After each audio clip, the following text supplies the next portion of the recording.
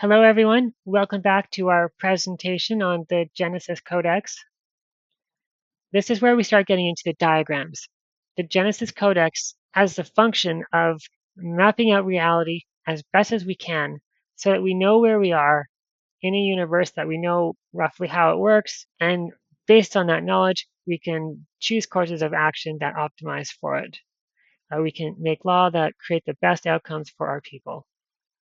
And so this section here is all about mapping out the most important things, particularly with regards to an information first paradigm. We're going to make sure we get ourselves right, our location in this universe right, and then we go from there.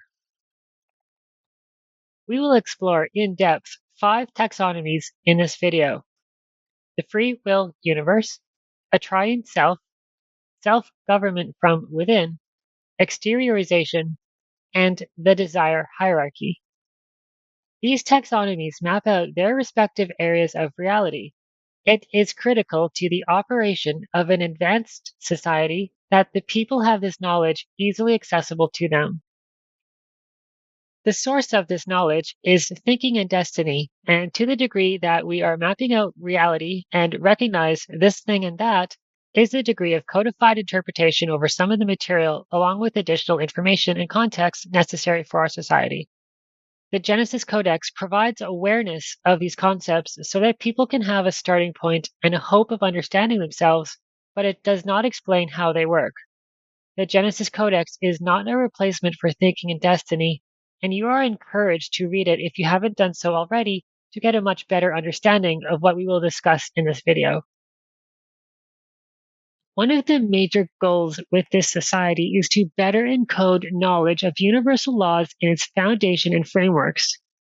We want to preserve that knowledge so that we can uplift ourselves with better thinking and heal ourselves from the cycles of generational abandonment. Encoding this knowledge in the frameworks of society ensures it is readily available to the people throughout time, generation after generation. There are 2 ways we are encoding knowledge. The first is in the triune democracy system of governance itself. Systems act as autonomous stores of knowledge, so by designing and using this system, we have knowledge of the triune self that we can readily access. And this is within a degree of error as the design is not a one-to-one mapping. The second is in writing these codices. The codices are numbered, succinct, and precise, so you can reference precisely whatever universal law or recognition you're interested in.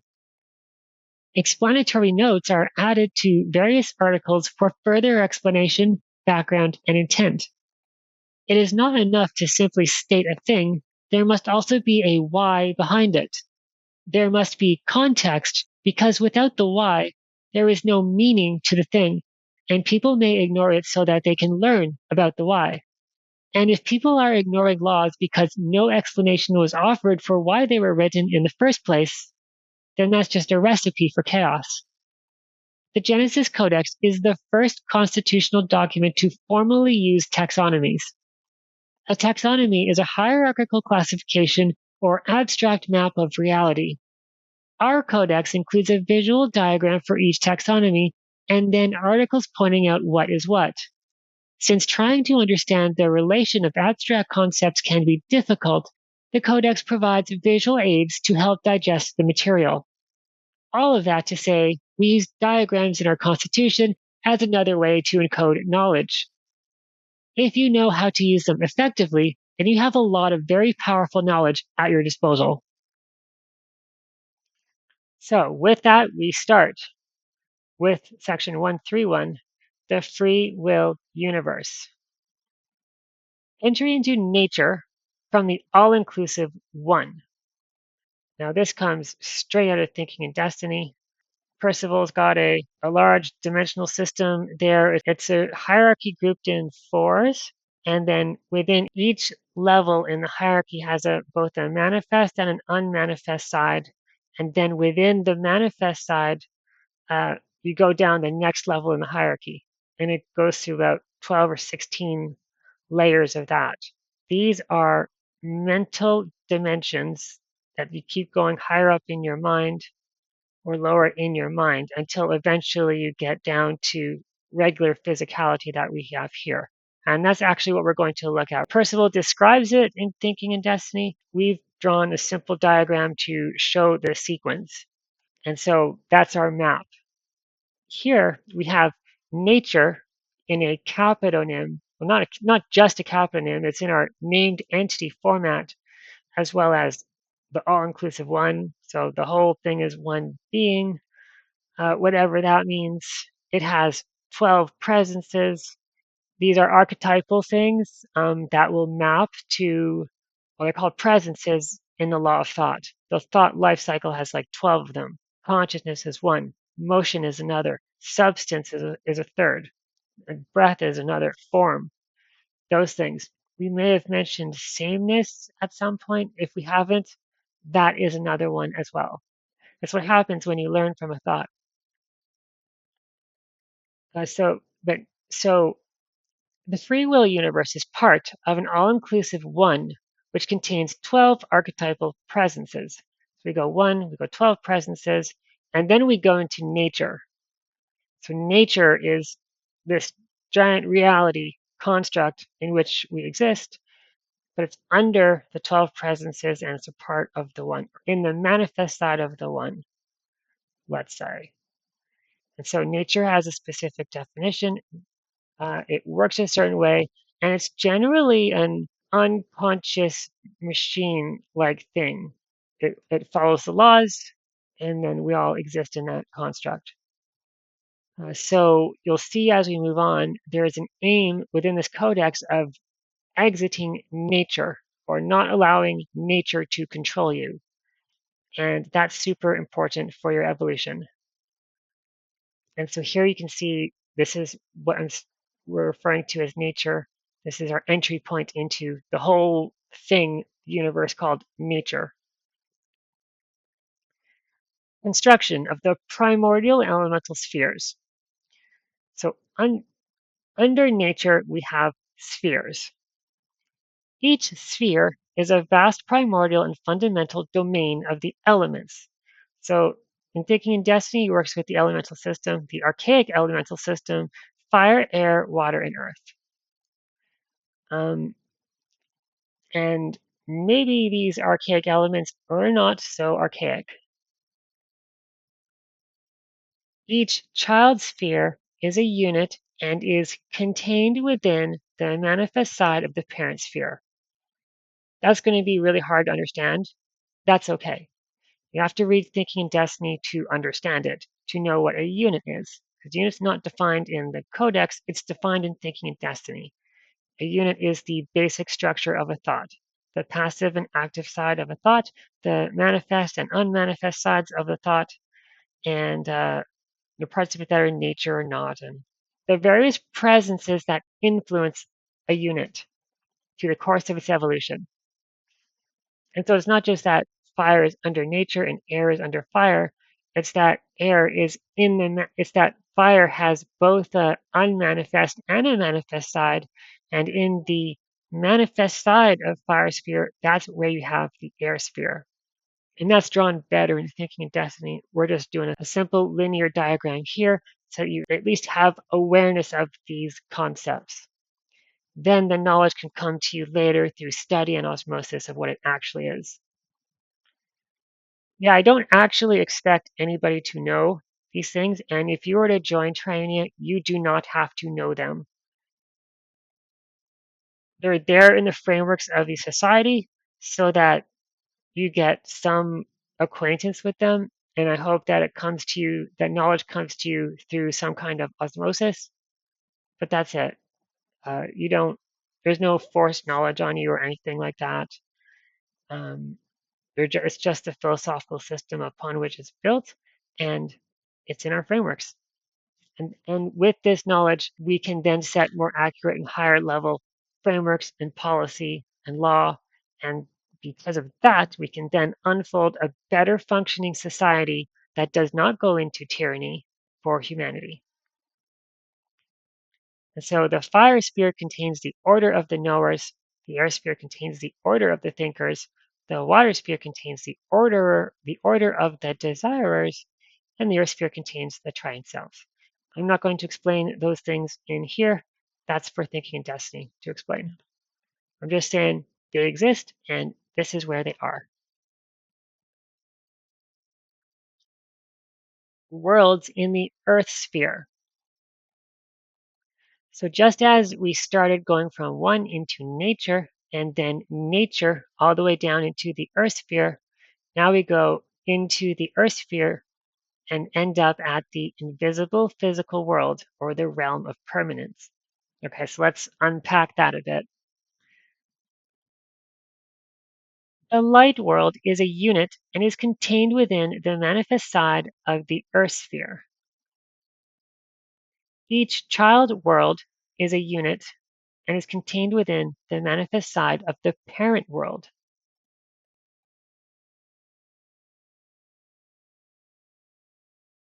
Okay, so we have Earth sphere, and then in the manifest side, we go to light world, and then that has an unmanifest and a manifest side. The manifest side of which takes us to the life world, and then the form world, and then finally its physical world, but it's not the physical world that we know it.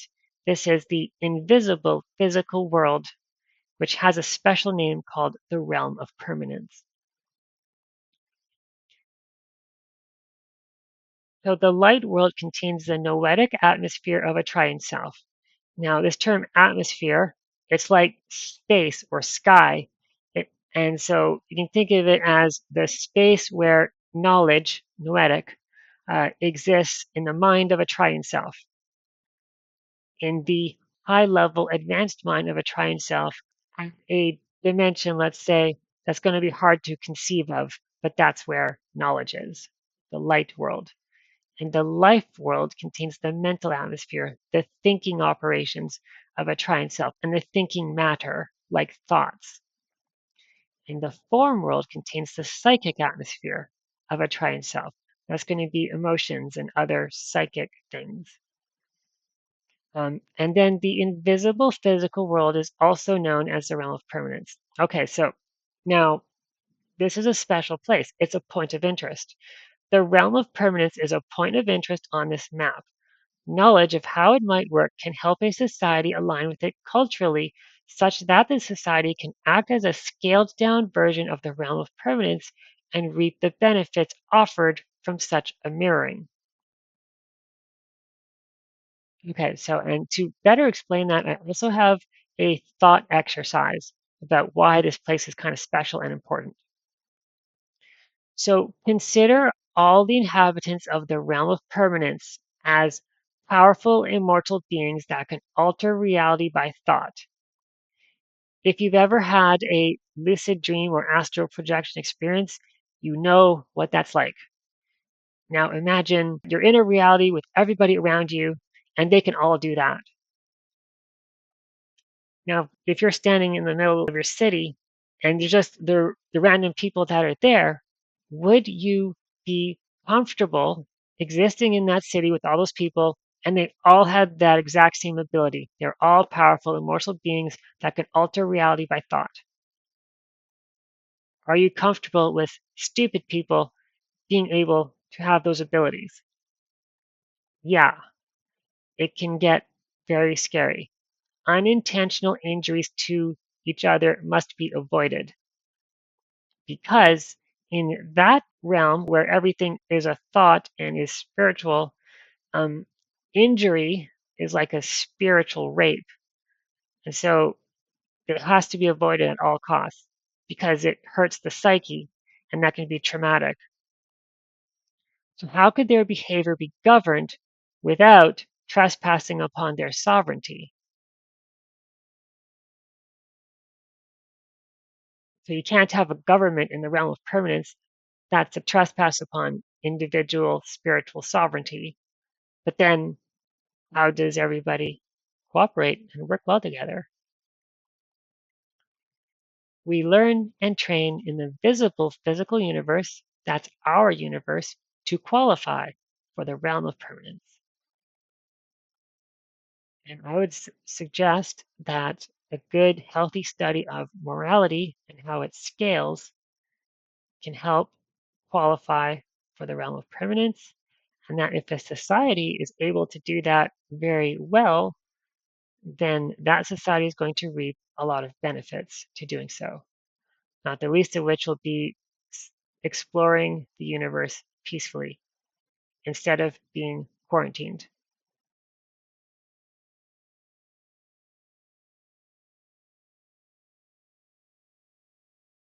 Also, of course, ascension. It makes it easier for you to exit the physical reality and enter into the realm of permanence. As opposed to now, where you barely even have a chance because you're distracted with baseline survival needs, because nobody's built a society that actually makes living actually not a slave distraction operation.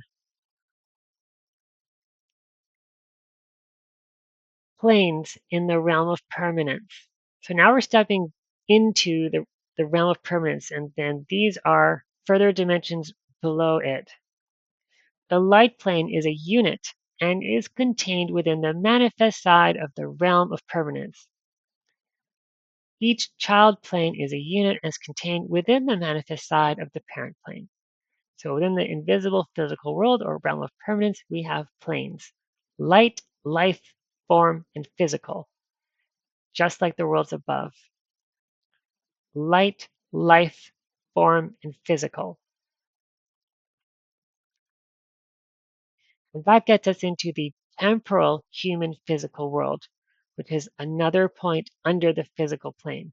It's physical, but now we have time added to it. So in the physical plane of the realm of permanence exists a temporal human physical world. And then within these planes, within the temporal human physical world, we have temporal planes.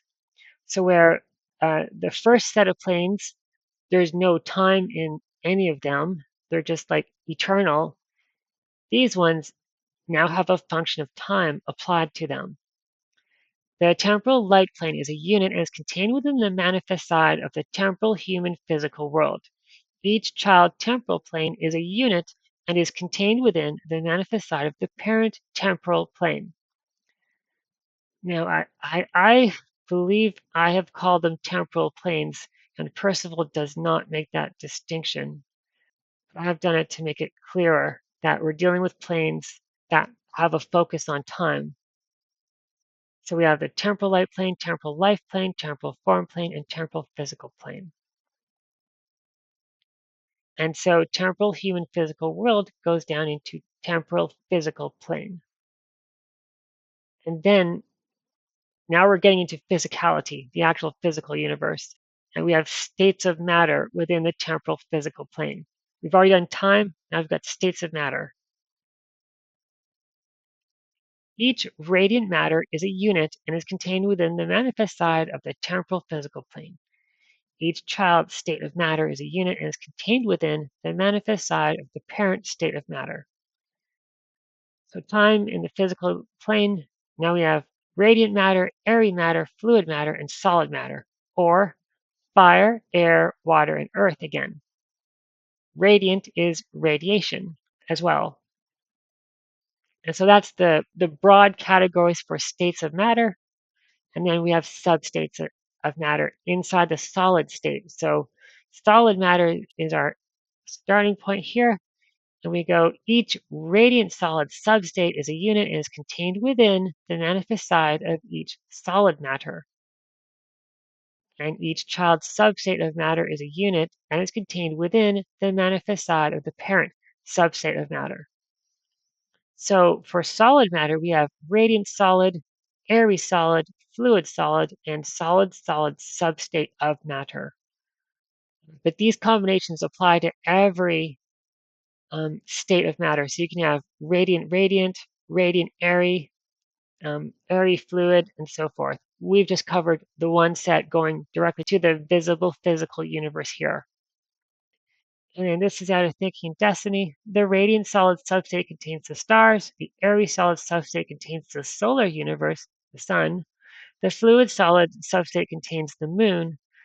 Um, and the solid solid substate contains the earth and the visible part of the visible physical universe.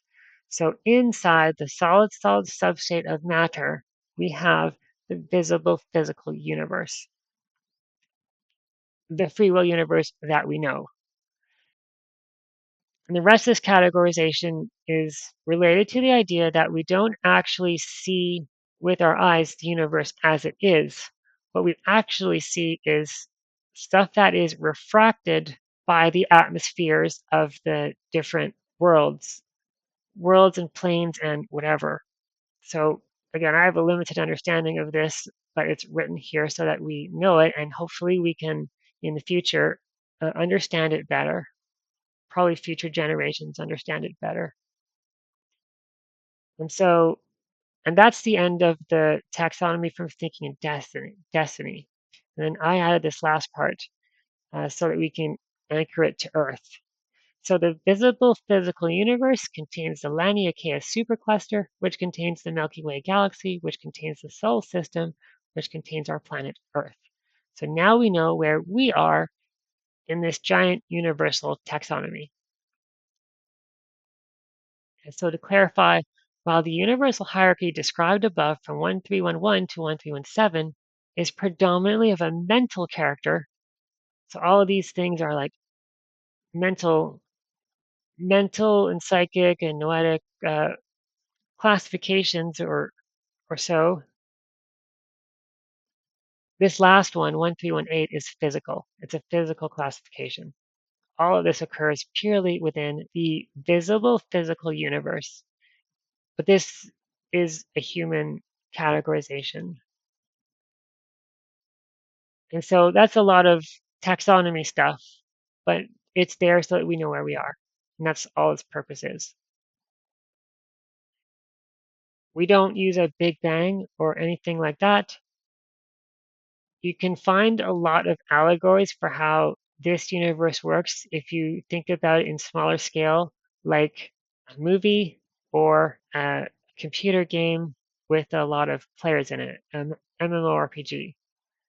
So it's like if you turn on the game and you're in there and the universe is there, how is that universe created? It didn't Big Bang itself, it just turned on and there it was. So we call that precipitation, and it's the same idea up here. Here in this reality, it just was. It just showed up one day. We turned it on and there it was.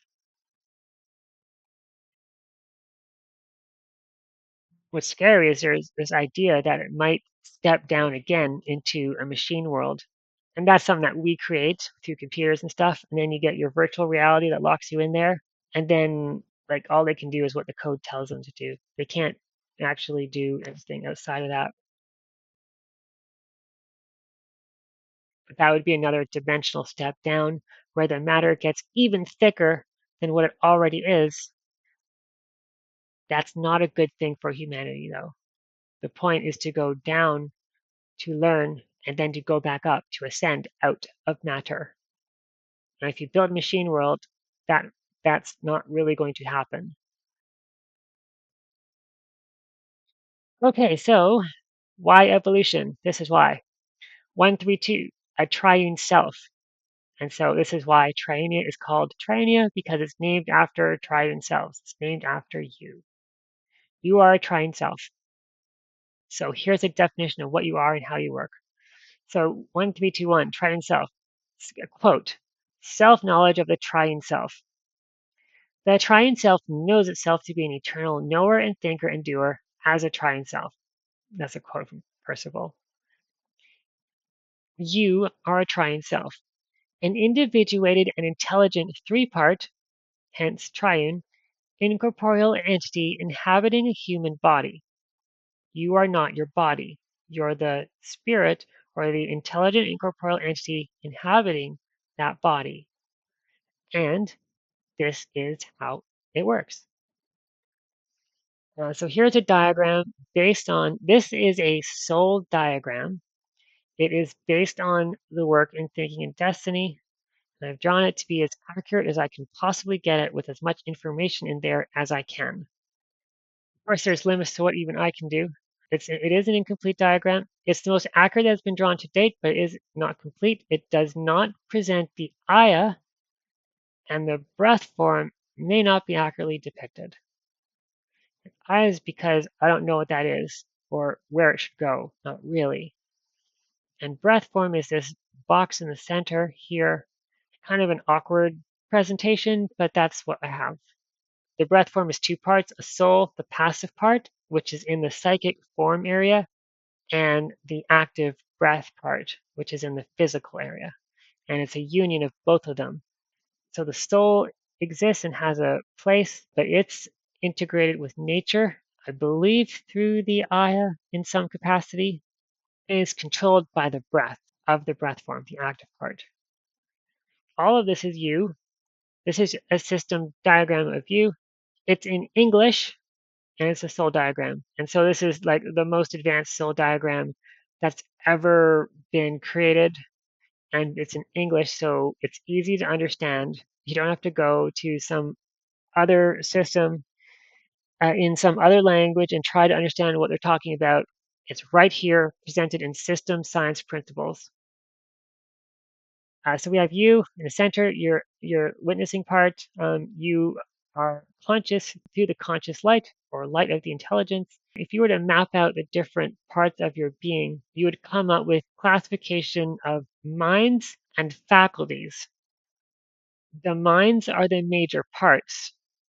I-ness for identity, rightness for right and wrong, feeling for your feelings and all their capacities, your regular mind that you used to think with and that chatters with you all day long, that's mind on this diagram, also known as the objective mind. And then you have desire on the right side for all the desires and wants, reason for the thinking process, and selfness, which is expression and knowledge. The thing about the minds, though, is they are accessed through faculties. You don't access the mind directly, you do it through a faculty. So that's the rectangular dotted box on each circle of the mind. So I-ness is accessed via the light faculty, rightness via the time faculty, which means it takes time to know if something is right. Feeling is accessed via the image faculty or imagination. So if you want to do something with feeling, you need your imagination in play to do it. The objective mind is accessed via the focus faculty. And if we look carefully, we can see there's these dashed lines, faint dashed lines, connecting this mind to all the other minds. And that is correct. Because when the focus faculty is engaged, when the mind is focused on a specific thing, all other minds come into bear on that thing. And then with active thinking, what you do is you hold that for as long as you can and try to get closer into more and more into the thought that's under focus. And then eventually, as you get good with it, you'll get a clearer idea of what the thought is, and it will present itself to you and unfold all the knowledge that it has that is contained within that thought to you. At which point you can then extract that knowledge back out if you had a thought about it and grow. So that's a powerful thinking technique explained in Thinking and Destiny. No computer can do it. Only you can. It's your own special ability to think. But it is hard and it's very energy intensive. But that is the direction we go in to evolve.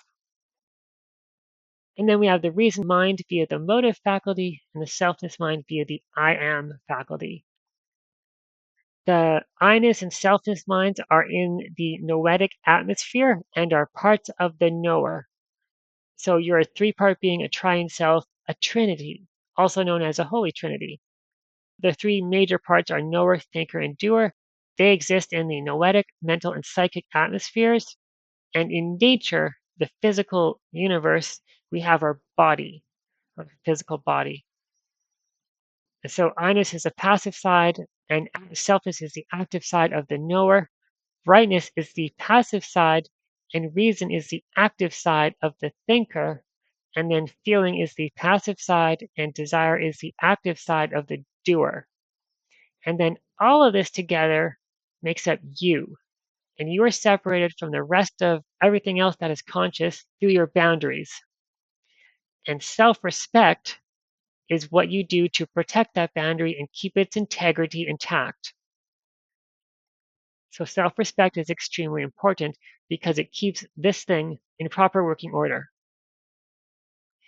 If you fail at self-respect, it's the last line of defense for you. If you fail at it, something about this system is going to break. And when it breaks or becomes damaged or is misconfigured in however many ways, that's going to result in a behavior in your life. And that behavior is going to take the form of a mental or psychic disorder or physical disorder. But it all results from a misconfiguration of being. Get the system process working correctly without error, and those things go away.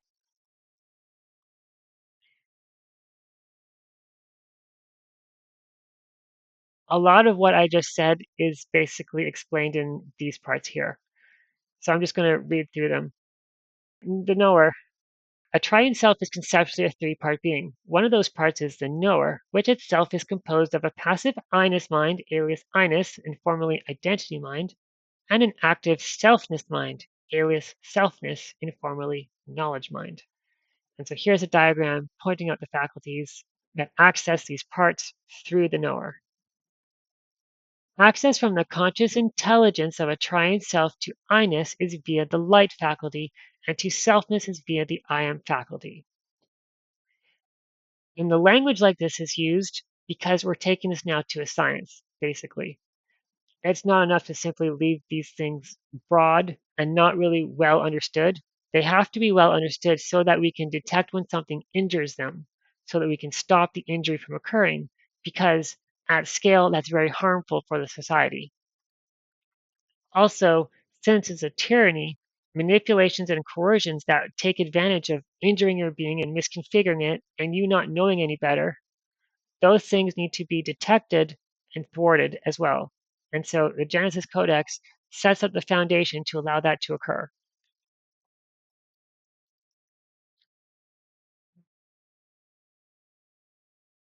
Thinker. A triune self is conceptually a three-part being. One of those parts is the thinker, which itself is composed of a passive rightness mind, alias rightness, and an active reason mind, alias reason. And there's the thinker. View to time faculty to rightness mind, view to motive faculty to reason mind. They're both parts of the thinker. Access from the conscious intelligence of a triune self to rightness is via the time faculty, and to reason is via the motive faculty. And then doer. This is the part of you that's incarnate in the body. The rest of the triune self, not so much. But there's the body, and then there's the doer part of you. That part's inside the body. A triune self is conceptually a three-part being. One of those parts is the doer, which itself is composed of a passive feeling mind, alias feeling, and an active desire mind, alias desire, also known as feeling and desire. So feeling mind through image faculty, desire mind through the dark faculty, all of it together, the doer. Access from the conscious intelligence of a triune self to feeling is via the image faculty, and to desire is via the dark faculty. And again, the feeling mind is on the passive side, and the desire mind is on the active side. And together, that is one thought, the thought of your doer. And then we have mind. A portion of the doer periodically incarnates in a human body. A triune self interfaces with that body through the objective mind. And my choice of the word interface is deliberate. I specifically mean the interface from system science discipline. So you access the objective mind through the focus faculty, and the objective mind drives the human body. And together, the objective mind and the human body are the human being. Whereas human body without a working objective mind is just an animal. Access from the conscious intelligence of a triune self to the objective mind, alias mind, is via the focus faculty. In order to think, you must use the objective mind. Because the objective mind is physical, if you've ever tried to think while in a lucid dream or astral projection, you can't do it. You wake up because you're now engaging the physical body when you're not in a physical reality. And so you're just calling yourself back to the physical universe. Human being. Human beings are the bodies produced on earth that doers incarnate into. Every human being is the property of its respective triune self. And so here we start getting into the legal ramifications of what we're doing here. And I'm pointing out that as this is a property relation, trespasses against it shall be taken very seriously. Such offenses are antithetical to a free and democratic society. Every human being is the property of its respective triune self. Or in other words, you own your body. And if that's breached, you do not live in a free society. Straight up.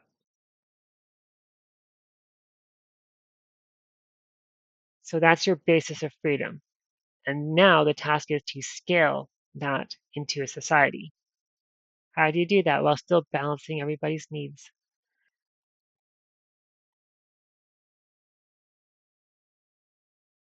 Breath, form, and soul. The integration of a triune self with its human being is done via the breath form. The breath form is composed of a passive form/soul part and an active breath part. Breath-form. Two sides of a thought. So the passive form or soul side and the active breath side together form the thought of breath form. And then you access your body via the breath form. And that's the integration part. So it's not like it's a conscious thing, although you can become conscious of it, and it involves using the breath somehow. As for why it is important to encode knowledge in our societal frameworks, there are two primary motivations. The first is we want to systemically and passively have an uplifting quality to our society. That means dispelling confusion and insanity and providing the means by which people can know themselves and their reality and grow. Knowledge of self is encoded in both the Genesis Codex and our Triune Democracy system. Knowledge of reality is encoded in the Genesis Codex, along with the recognitions that confusion and insanity are dangerous. We'll cover this later, but every founder of every new society recognizes the general insanity in the population and that things don't work as they are. There must be change. For me, it's not enough to build a new society, but architect it the same as everything that's come before. That won't work. We must do something new. The Genesis Codex places an emphasis on developing a strong character in yourself because that is how you maintain integrity and it is fundamental to your upliftment. It also helps inoculate you from all forms of cognitive warfare. Propaganda is rampant in today's world, and you are severely vulnerable to it if you don't know how you work, and I specifically mean at a deep metaphysical and systemic level. Thus, this knowledge is in our codex so that you can educate and uplift yourself, and our society gains a systemic passive effect to further assist us generationally. As mentioned earlier, generational abandonment issues are a huge problem and are one of the reasons why tyranny is so rampant. Abuse victims don't know how they should be treated. They think it's normal to be abused, and so they abuse others, however unintentionally or unknowingly. The Genesis Codex is designed to help end the cycle of abuse. It does this by showing you what you are as a triune self and introducing you to the character triad, the systemic application of self-respect, morality, and honor, so that you have a model to understand yourself by and the means to protect your integrity. This model and these steps, applied individually over and over, habitually, will help heal people in part from generational abandonment. They won't do everything, as there are still needs around approval and attention that would need to be healed, but it is a starting place.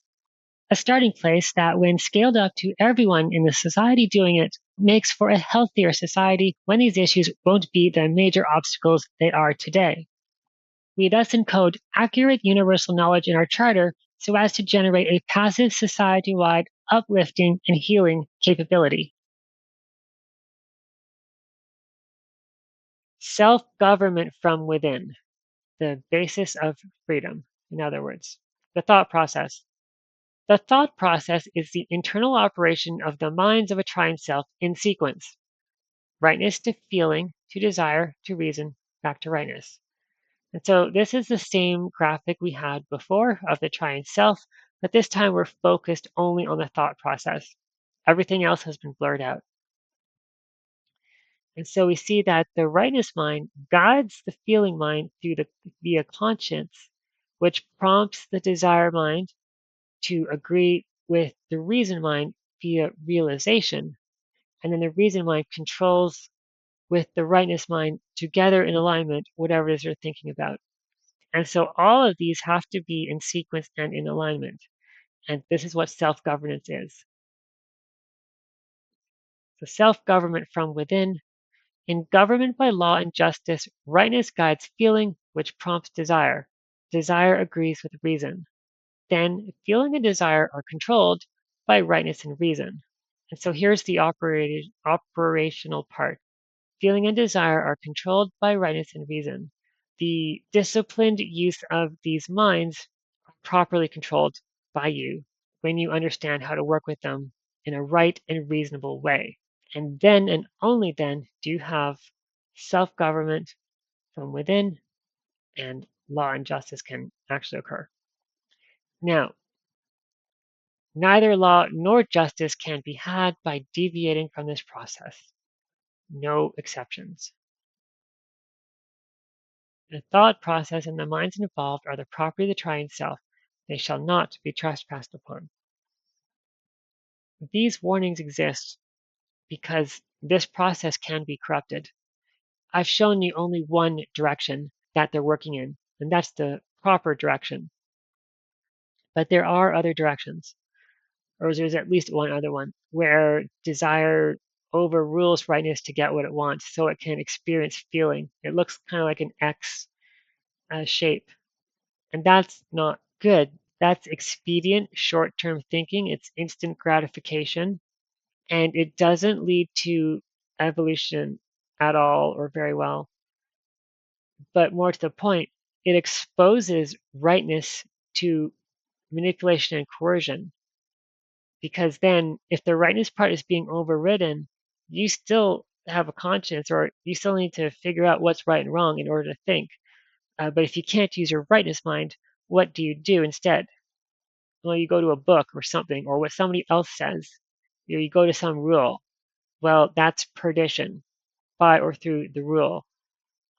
And so if you're thinking by way of perdition, that you're not thinking at all and you're not in a self-government capacity, and that's going to be very damaging to you.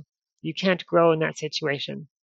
And so we call you irresponsible or a child if that's how you work, if that's how you operate. And look around at the world today. Lots of people are irresponsible and they're children in adult bodies. Well, that's these societies that have been built because they did not want to facilitate self-governance. They could not conceive of a way to build a society where the people actually could maintain self-government. And so because their minds weren't developed that much, they relied upon control measures instead. And control is insidious because it takes away your agency. And so the weak minds, they rely on control when they can't think of anything better. But in order to think of something better, you'd have to know the law of thought to be able to think of that. And the law of thought is only really, in thinking and destiny at least, that's last 100 years, not even that. So this is new knowledge. And with this new knowledge, we can build a new and better world more accurately, more scientifically even. Protecting the thought process and facilitating a way of life around self-governance and actually honoring it without falling into stupid things like control, that's how we build a better world. That's how we get out of the tyranny and start changing course for humanity. Thinking in Destiny is a source of law, but Percival wrote a bunch of other books. Democracy is Self-Government is another book he wrote. That's why this emphasis on self-government is so prominent in the Genesis Codex, because we want to work with and follow that democracy is self-government paradigm that he's put forth, because that's how you truly get a free and democratic world. Okay, from one heavy topics to another, now we have exteriorization. Exteriorization is when a thought becomes manifest. We're using the term exteriorization. Other YouTube channels will have used the term manifest. It all means the same thing. Precursor exteriorization. All thoughts issued by a Triune Self work towards exteriorization on the temporal physical plane. When thoughts reach the form stage in their life cycle, they are held in the radiant state until they are ready to exteriorize. So this is the thought at a point where it's ready to exteriorize, but has not exteriorized yet. In my neck of the woods right now, it's drought, everything's dry, things are primed for a forest fire, but there's no forest fire yet. But the thought of a forest fire is out there. And so we might say that it's at a precursor stage, just needs a catalyst to become exteriorized. And then you get your forest fire. So we might say it's kind of like potential, but this is more explicit and more detailed than potential. It's going to happen. It's ready to happen.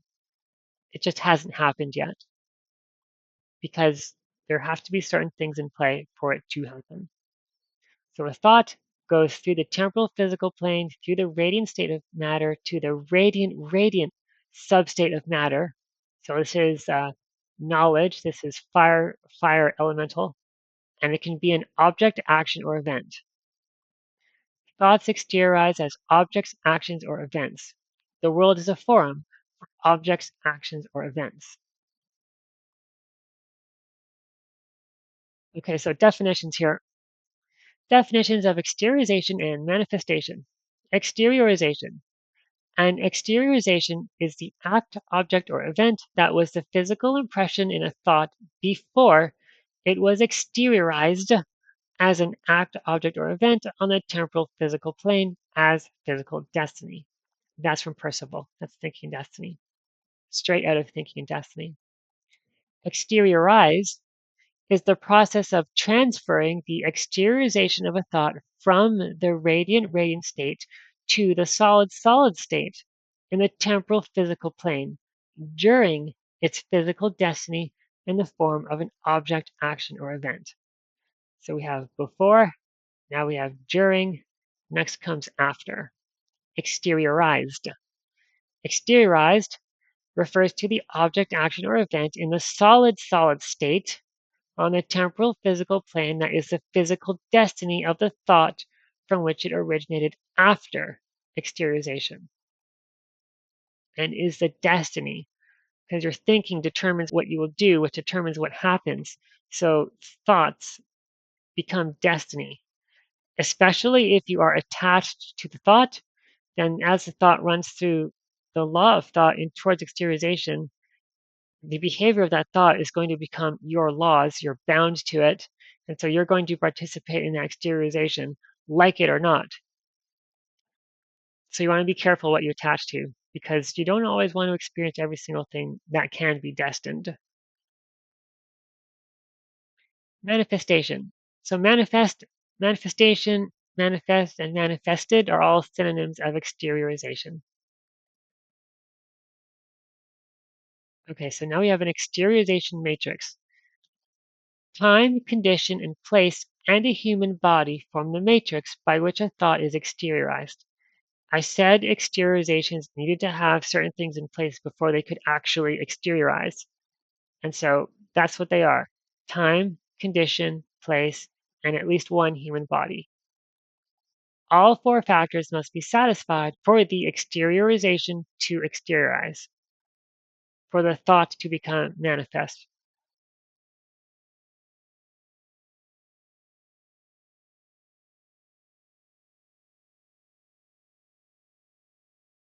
Okay, so now we've got a diagram trying to show this. There is a rendering error in the mermaid extension, and so this diagram's not rendered properly, but it just shows a little flowchart. Thought in the radiant atmosphere. Do we have time, condition, place, and human body?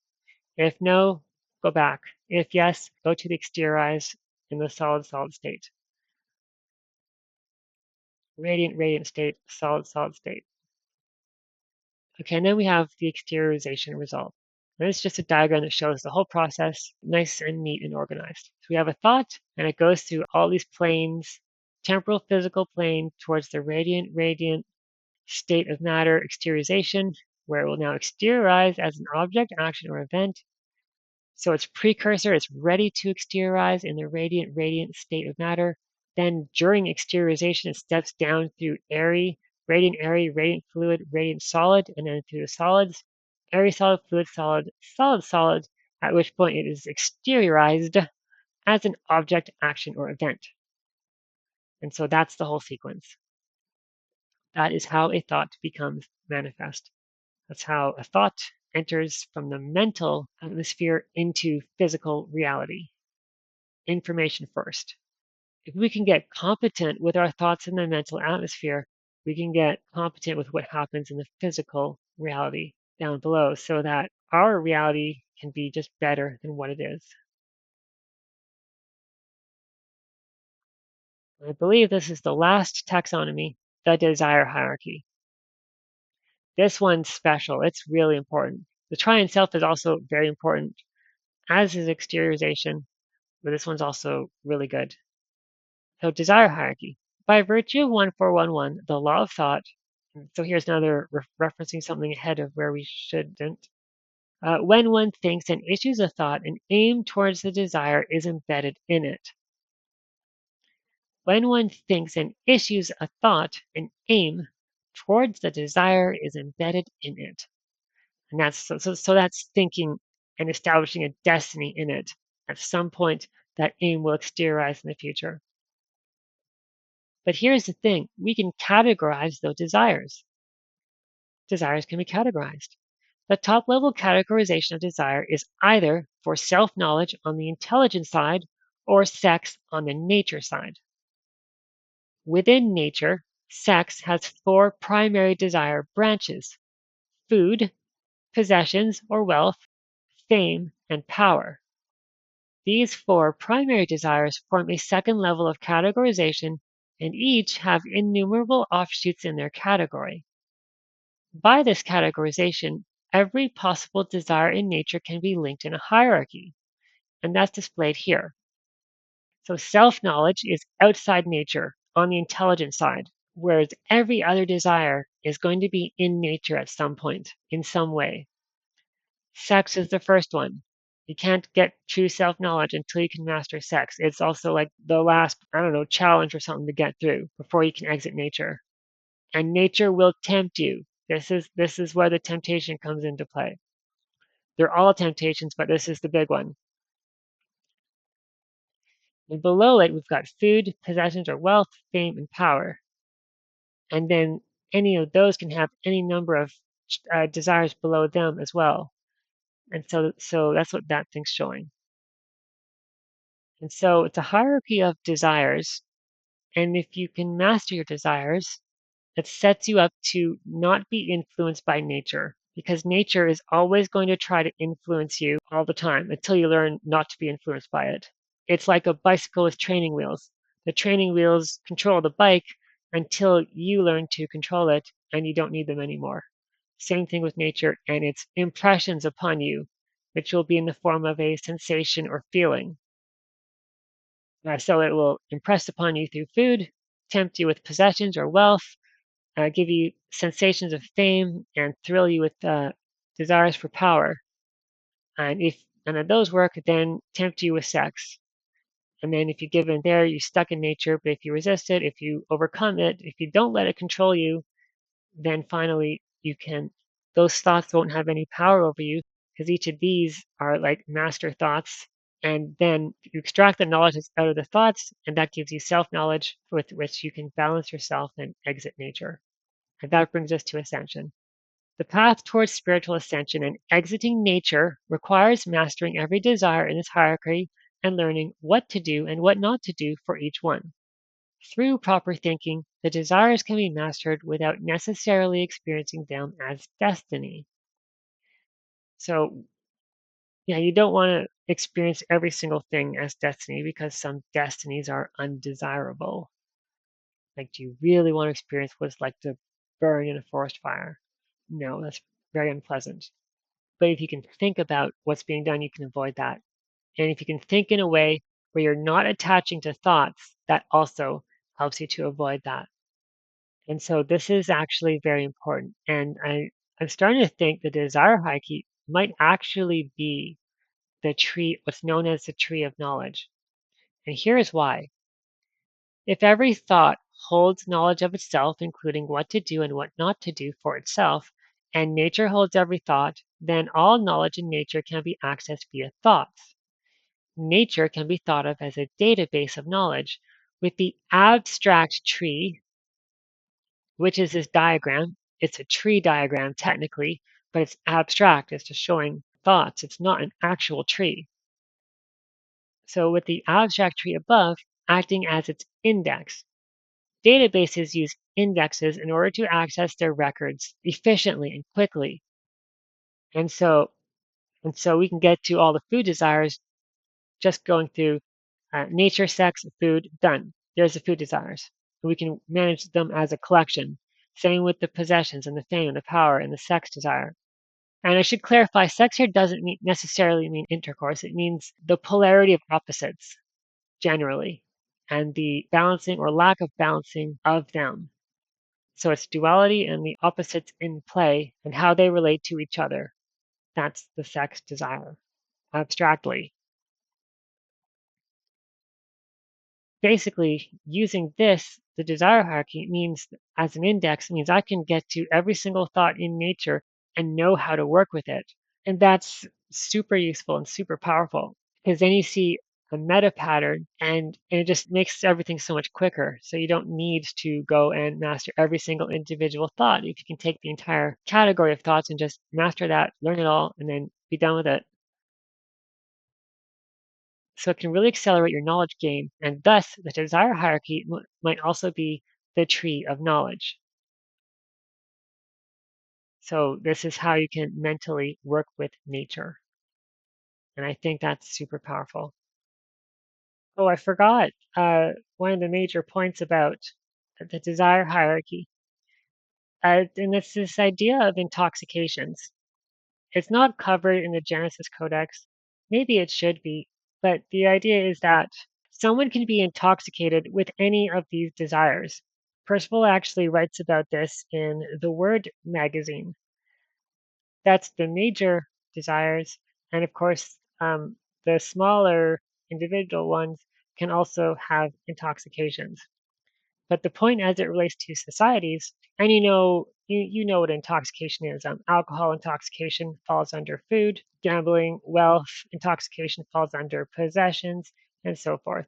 People who are power hungry, power mad, that's an intoxication. It goes under the power thing.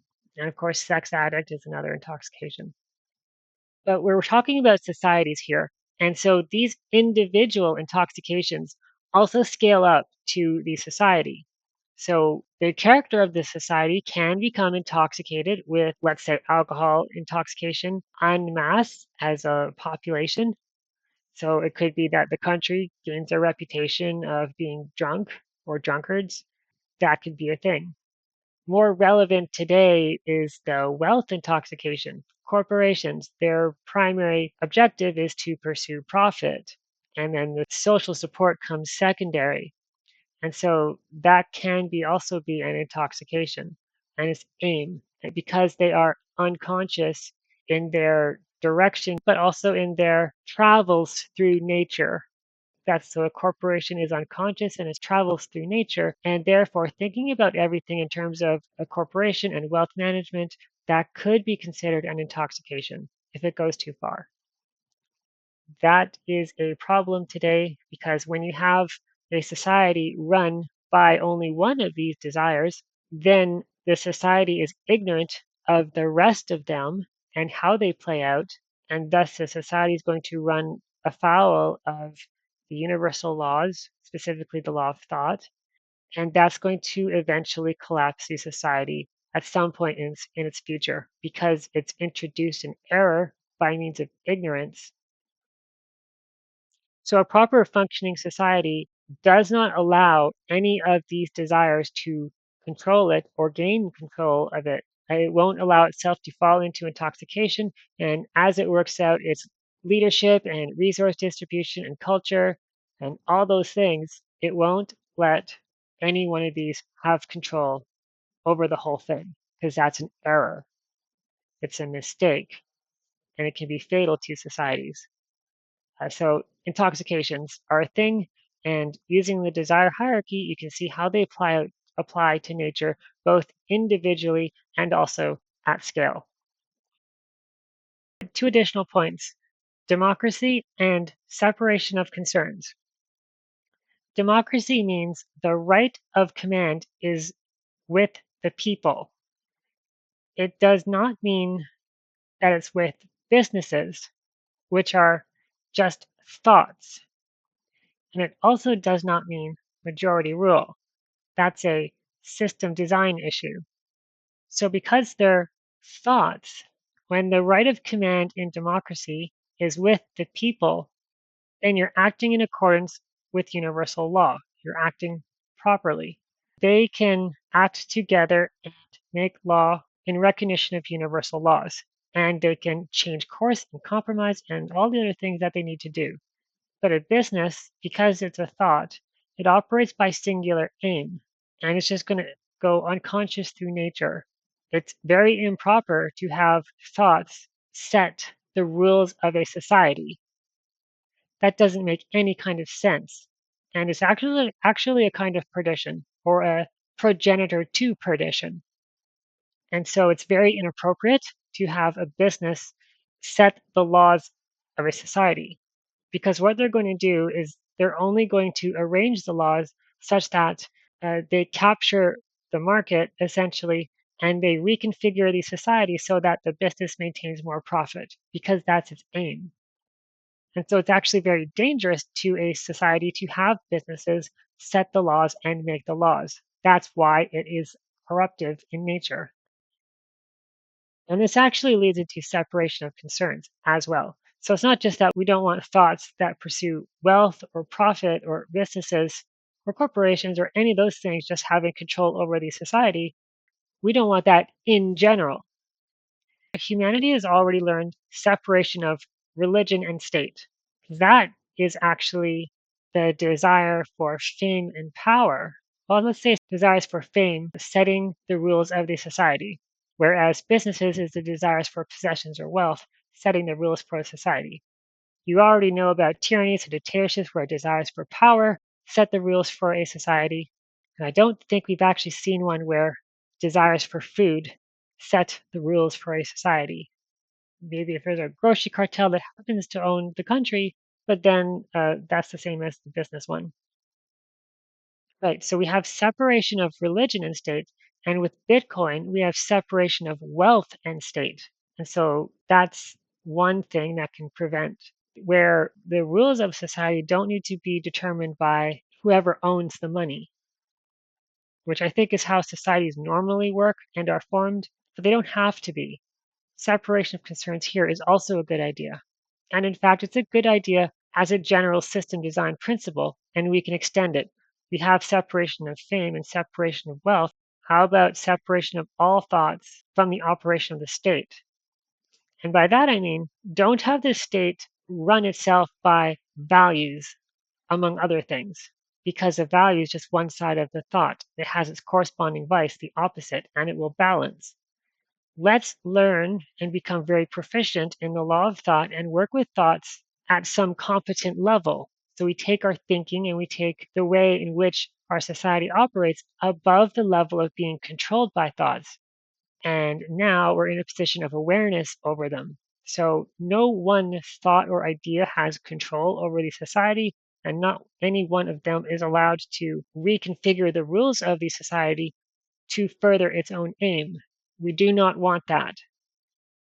But what we can build is a neutral platform that allows the thoughts of the people to work through it without allowing any one of them to be dominant over the society, and especially not allowing any one of them to reconfigure the society to its aims, because that can be intoxicating, and that intoxication can lead to corruption.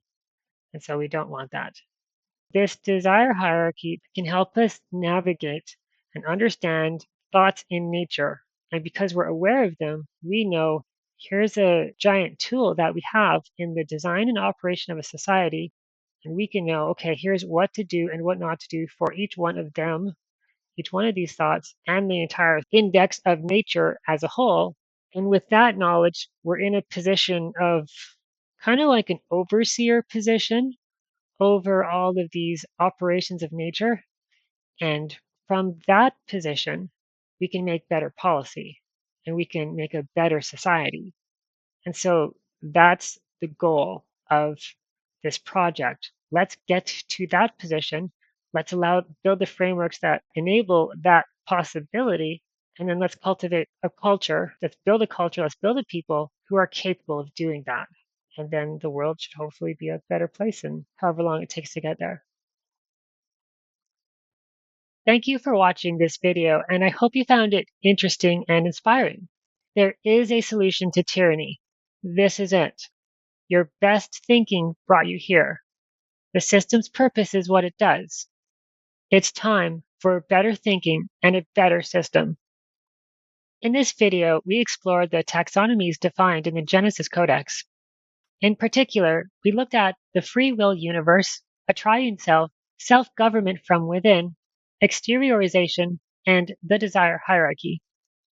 Each of these are abstract maps that describe important phenomena in our universe and about ourselves that are required knowledge for building a properly functioning society for the next generation. The next video is about universal law, where we will look at immutable laws that govern our reality and are relevant to building this society. It should be posted in a week or two, but subscribe to be notified anyway, as there's no regular posting schedule. I'll see you in the next one.